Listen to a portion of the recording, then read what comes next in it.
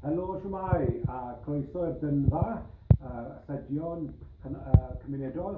Welcome to the community asset draw for all those who were members in December 2020. We're doing the draw now in January after reconciling everybody who's a member. Ni wedi mynd trwy'r banc I weld pwy sy'n aelodau, a nawr £100 yw'r un cynta heno. So £100, mae Siwan fan hyn yn helpu. William yr Hif Siwan am £100. Rhif pedwar yn mynd, £100 yn mynd I Mike Bossum Glog. Da iawn Mike, £100 on the way to Glog. A nawr £30, 30 pence.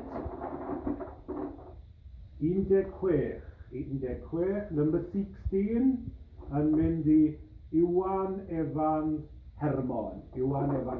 So well done, da iawn. Pob un sy'n chwarae, £50 y mis. A wedyn mae hanner ar arian yn mynd at elused achos da. Felly, pan ni'n cael 100 o aelodau, mae 6,000 yn mewn, mae 3,000 yn mynd I achos da. When we have 100 members, we have £6,000 coming in a year, and then £3,000 goes to charity, and the rest on the prize money and a bit of admin. So, diolch yn fawr iawn I chi gyd. Thank you very much.